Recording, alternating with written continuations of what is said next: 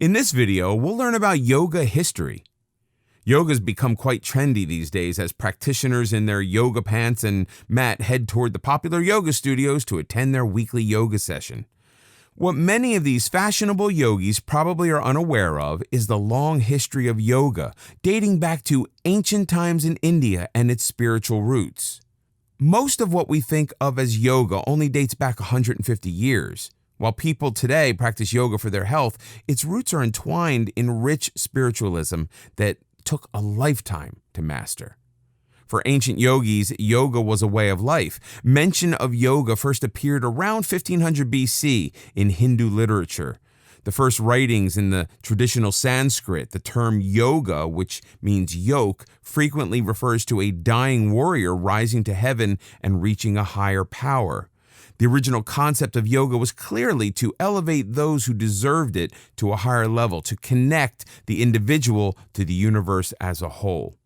For ancient Buddhists, yoga wasn't even a specific discipline. It grew out of the desire to attain spiritual goals and controlling both the mind and the body to achieve this. These spiritual leaders recognized that man is fallible, but always capable of improvement by changing dysfunctional thinking. They recognized the power of the mind to bring about inner peace and alleviate suffering by broadening individual consciousness and becoming open to new ideas. They already understood the basics of the mind-body connection. Yoga, including meditation, was and still is a quest for knowledge. Ancient practitioners thought correctly, as it turns out, that knowledge would lead to a higher level of consciousness and existence. Old writings describe several levels of being, with increasing knowledge bringing the practitioner to a next higher level. It was viewed as a process for which many encompassed a lifetime of learning. Yoga, the physical part of gaining enlightenment, was to prepare the way to meditation, which was spiritual in nature.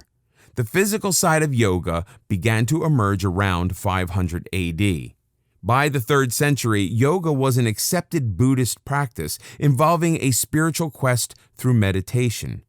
This is the classical period where the writings of Vyasa introduced the all-important Yoga Sutras, which lists yoga as a precondition for a higher existence. For several centuries, the practice of yoga became an accepted practice to attain important personal values, although it was still far from today's set of poses.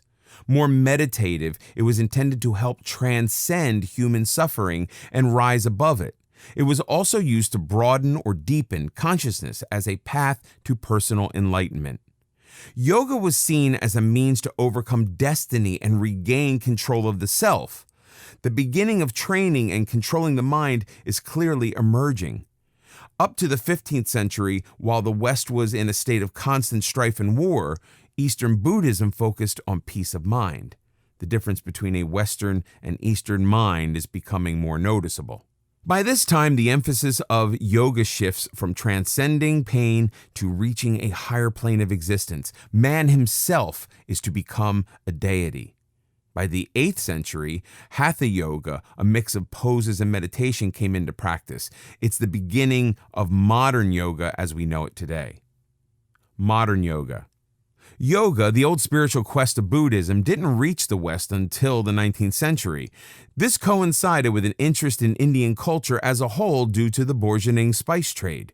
Western culture became intrigued by the writings of Swami Vivekananda, a monk who traveled to Europe and introduced the intelligentsia to Buddhist spiritual writings, especially the 4th century Yoga Sutras, which involved clearing the mind of unwanted thoughts and learning to focus on one thing. Yoga, as we know it today, became popular in the U.S. in the 1940s when young Americans began to take yoga classes. By the 1980s, the known health benefits of yoga increased its popularity, although the practice was seen as more physical than spiritual by the majority of the practitioners.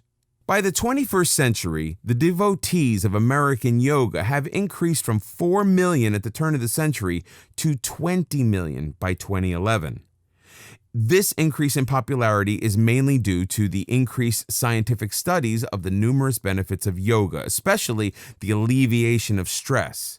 Whether spiritual or not, people want to increase their health. Many people, however, still seek both mental and physical elevation. Yoga offers both.